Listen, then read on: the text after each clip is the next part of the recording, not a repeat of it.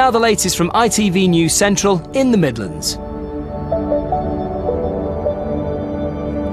Hello and welcome to a special edition of ITV News Central. We're at the George Salter Academy in the Midlands and we're here for the ITV election school debate for 2015.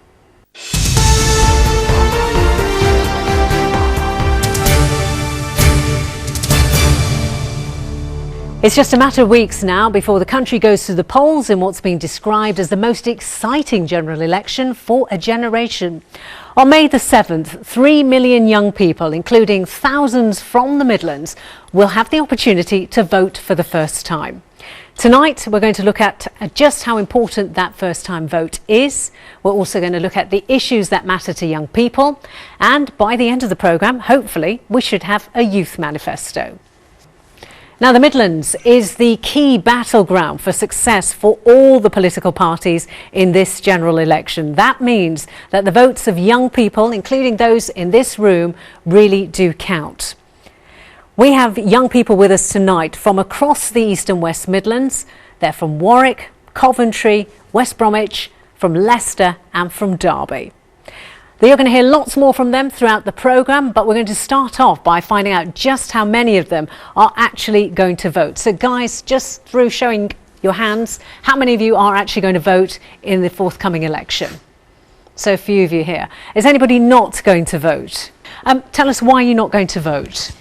I personally feel that I can't relate much to the politicians, like obviously with the odd remark of university fees and youth employment minimum wage, but apart from that, that's about it really. So I'm not really sure which party to vote for. So it's because you feel none of the parties relate to you rather than you don't want to vote? Yeah, it's not related to me.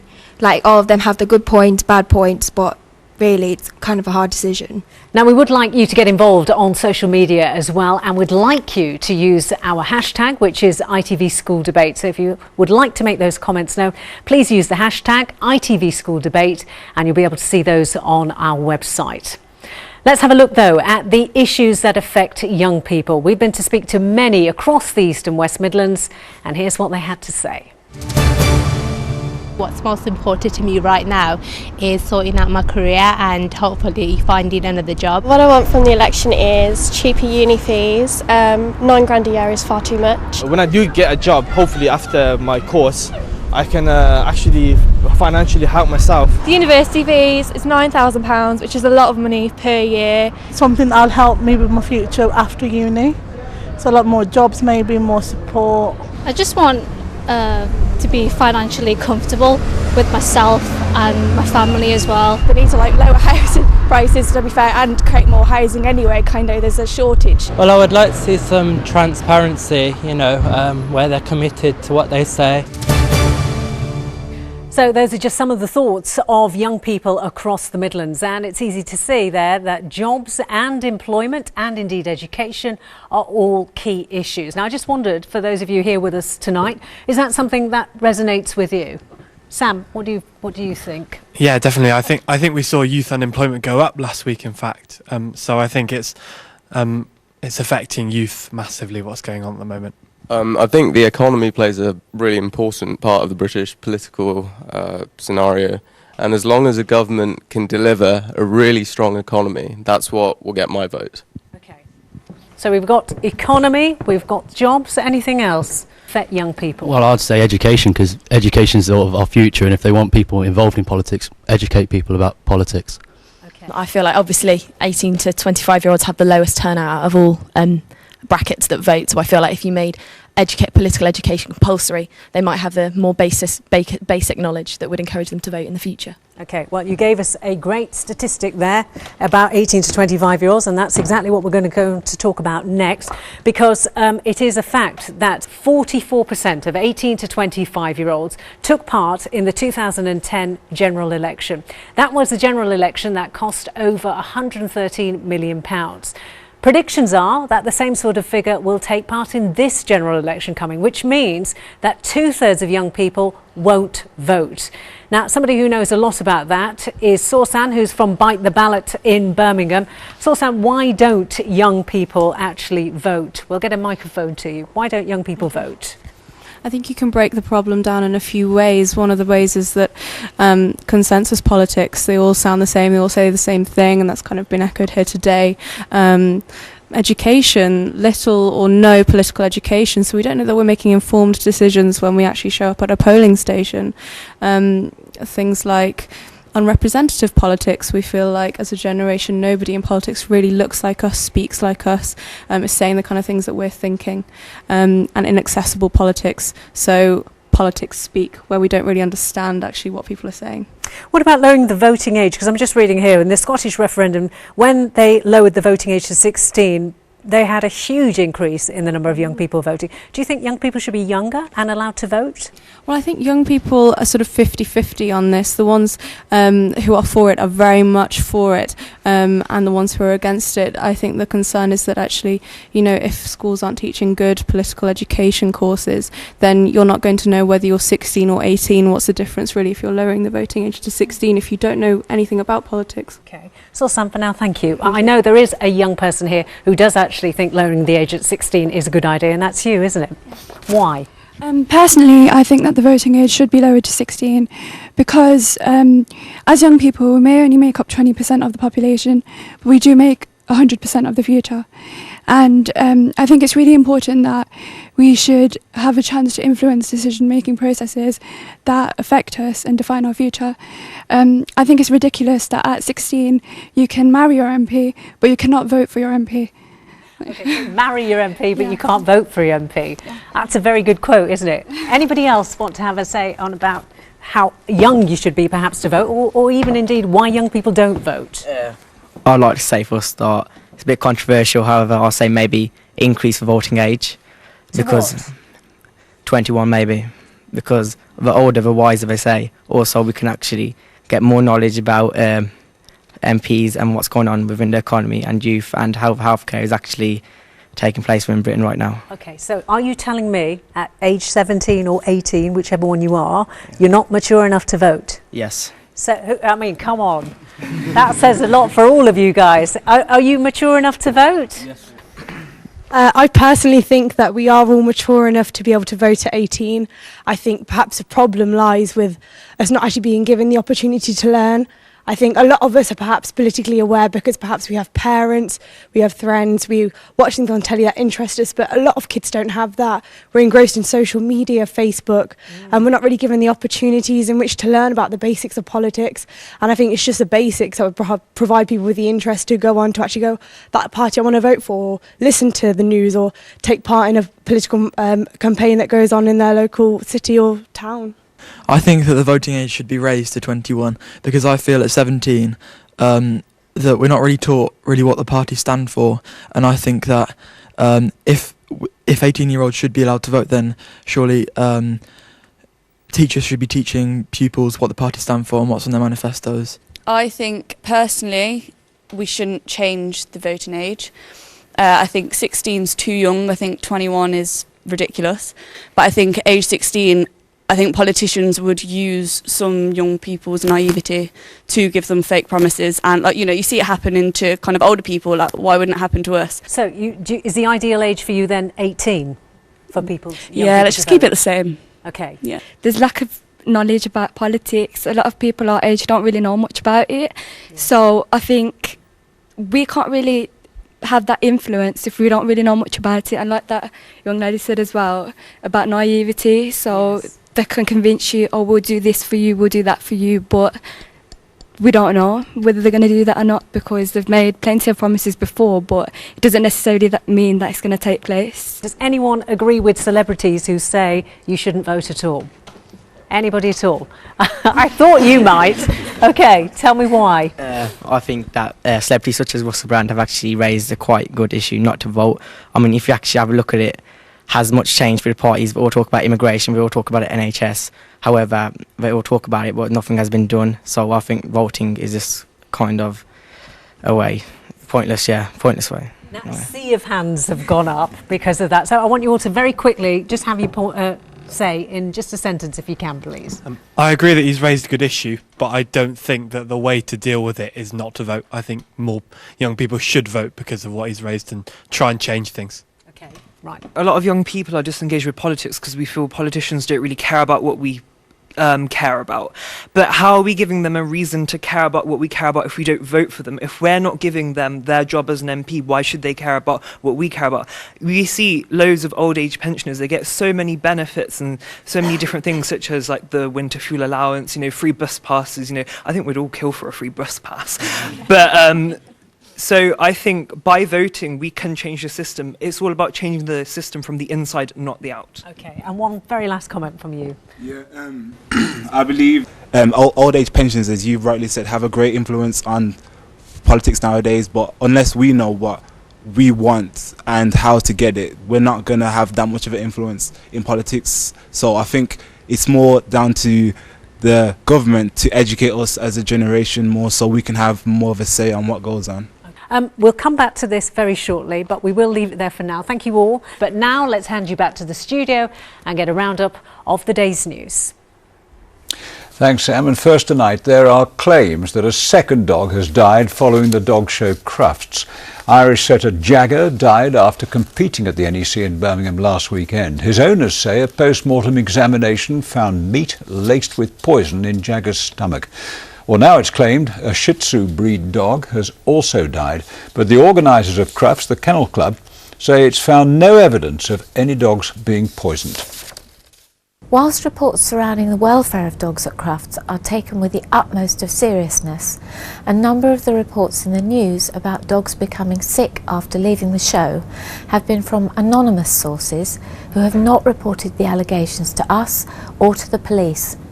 And we cannot look into claims about which we have no direct information. Dozens of convicted sex offenders have gone missing across the Midlands according to police records. Latest figures show more than 50 registered sex offenders in the region are unaccounted for. Sex offenders are required by law to inform police of any changes to their address. The West Midlands has one of the best performing job markets in the country. According to workforce experts Manpower, it's because there's a high demand for skilled workers, but researchers who spoke to companies who want to expand found they are struggling to find enough suitably qualified candidates to fill vacancies. What we're seeing is some really strong growth in terms of job numbers in manufacturing, in utilities, and in the public sector. And these are very big sectors and very big employers. And the West Midlands has a strong concentration of those types of employers, and therefore there's plenty of work available. Twycross Zoo has unveiled a £55 million transformation for its site in Leicestershire. The aim of the plans, which span over the next 20 years, is to improve the lives of the animals living there by making their habitats larger and more natural. Though some critics say animals are better off in the wild, as Nancy Cole reports, others believe zoos have a vital role to play. This Siamang ape, like many of the animals at Twycross, was born here. A specialist zoo for these endangered primates will soon be benefiting from a more modern home.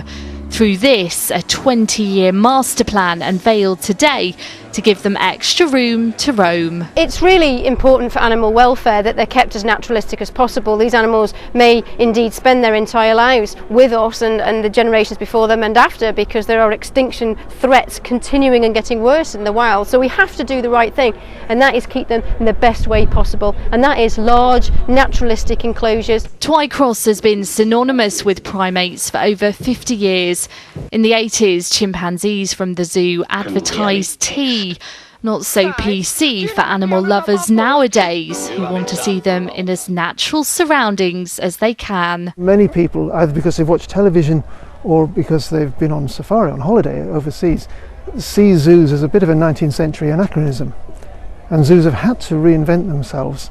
At the moment, those who care about animals, whether they like them in zoos or in the wild, have to work together. The aim of the new look Twycross, including the giraffe savannah, which opens at Easter, is to give the animals more space. By keeping them happy and healthy, experts believe they can best learn how to protect them for the future. Nancy Cole, ITV News.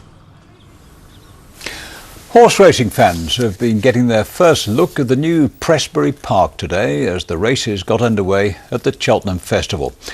Over the last year, the racecourse has been undergoing a £45 million redevelopment, with work still going on.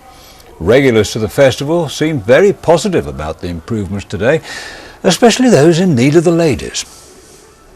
The toilets are fabulous. Because you don't have to queue in Cheltenham because there's so many men. Yeah, and you can it's beautiful. Look at your race card in there as well. It's beautiful, and the sun good. And everything's new and clean. And we just can't wait to hear them all shout when we get round to the first race. Yeah. Well, I think it's magnificent, even though it's not finished, but it will be truly, truly in keeping with the festival when it's finished.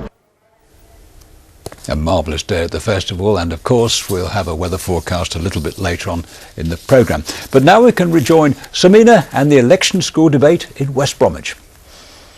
Welcome back to the ITV election school debate for 2015 at the George Salter Academy in West Bromwich. Now, we have just spoken about youth engagement, and hopefully we'll now find out a little bit more about those first-time voters and how schools across the Midlands are getting them engaged.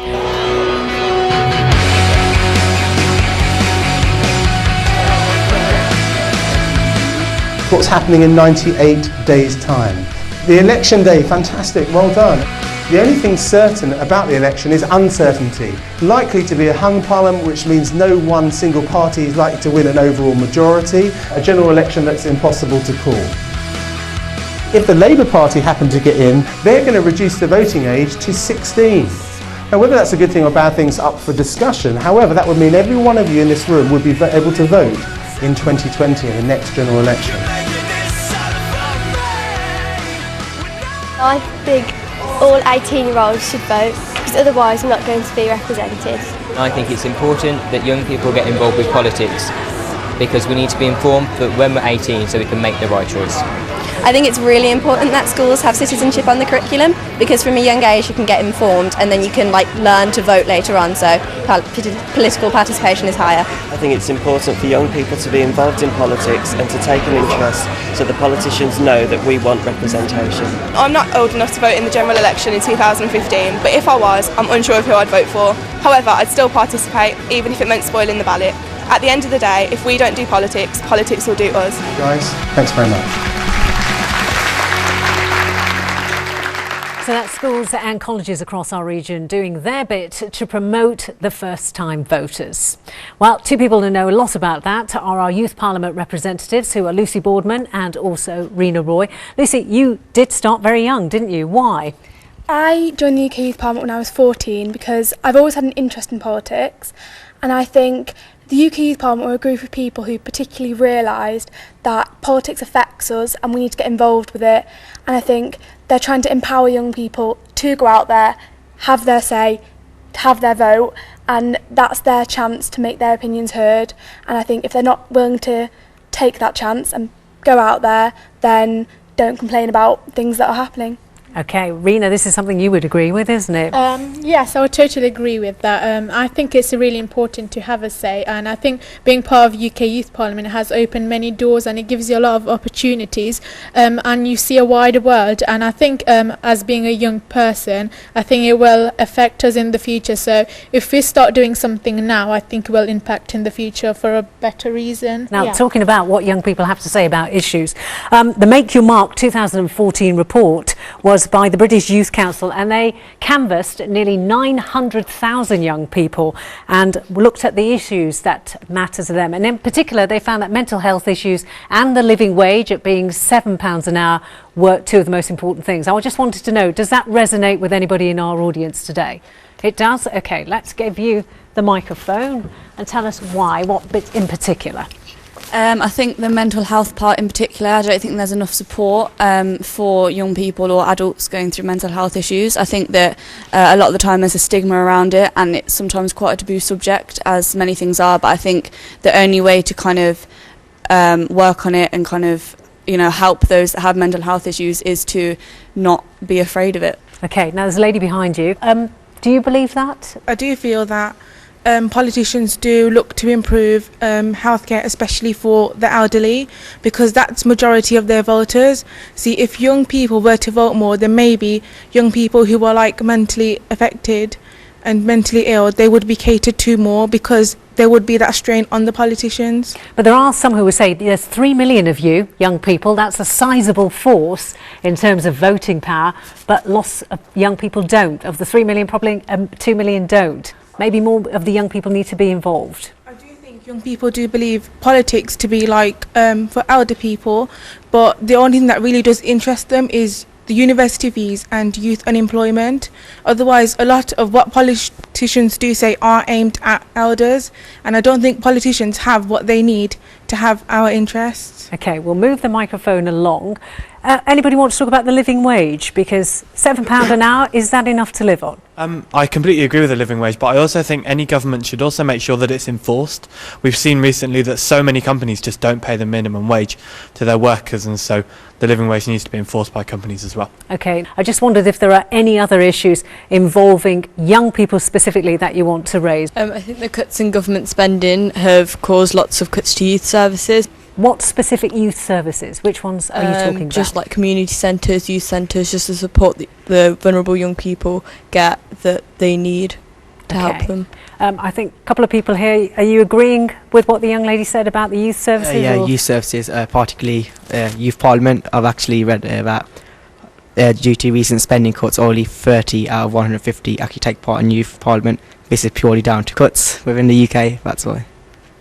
Now, there is somebody not sat very far away from you, actually, called Craig, who would perhaps say there's a lot that young people can do, because he runs an organisation called Uprising, and you deal with young people who could be future leaders, don't you, Craig? The programme that I work specifically on, My Voice, My Vote, looks to do that, and we work specifically with 16 to 20-year-olds to help give them the skills and the knowledge that they need, and the networks, in order to effectively convey the issues that they're passionate about and to get things done as a result with local decision makers. One example of that, we are actually having a big national debate for young people on the 26th of March, so not too far away, and this is going to take place nationally across 11 cities nationwide, where 16 to 25-year-olds will have their opportunity to speak about the issues that they're passionate about to parliamentary candidates. What happens to those, though? Talking about it is one thing, isn't it? Putting something in place and making a difference is another thing. Is that the reason that they're really quite frustrated and maybe disengaged? There is a lot to be said about the fact that young people don't feel as if that politicians listen to them. We're very lucky at Uprising. We work with a whole range of politicians who do listen to what we say and who are engaged with what our young people are saying. And it's about creating those platforms, and it's about empowering our young people to realise that if you have the skills, if you have the knowledge, if you have the networks, you can go about and you can enact change. OK. ITV News has done their own debate, and on that point about politicians, we found that 58% of the young people who were surveyed said they don't trust politicians, and 56% said they don't want to be a politician. Is that true with most of you, I wonder? Politicians can say one thing, but that doesn't necessarily mean that they're going to do it or implement it, and that's been apparent for years now. I think it's easy to scapegoat all politicians. I think that career politicians are very different to, your local representatives. I think obviously there was the expenses scandal, and yes, some MPs are involved in some sort of dodgy tactics, but I think out of the 650 there are going to be a large majority that do work very hard for their constituents and do believe in what their parties are saying. If you were to write your own manifesto, your own agenda for the political parties, tell me what it would include. Anybody, put your hands up. It would include an increased focus on education in schools in politics, because without that you're not creating like a knowledgeable electorate, and without that then you can't make an informed vote, which is just a waste of a vote if it's not informed. Okay, right. Gentleman behind you, we'll just pass the microphone along. We'll start More on the other emphasis side. on socialising with different age groups, because we're all in this together. Let's move the microphone along. I think that we need English votes for English laws, because I think it's unfair for Scottish MPs to vote on our tuition fees as they did back when it was raised in 9,000, and we don't get a say in theirs. Let's move the microphone on. The NHS does matter, because everyone's health matters, and if people's health is bad, and if there isn't an NHS and you've got to pay for it, it's got to be equal for everyone to have a good, proper healthcare. Because without it, you're not going to get anywhere in life. I think that apprenticeship wages should be higher to open up more opportunities for everyone. OK, do you believe in the fundamental concept of apprenticeships as well? Yeah, but I think the wages are far too low. You are beginning to sound like your parents as a group. I think we're going to have to leave it there, but all of you, thank you very much. So from the team here on location and all the students who've joined us for our debate, thank you very much for watching and good night.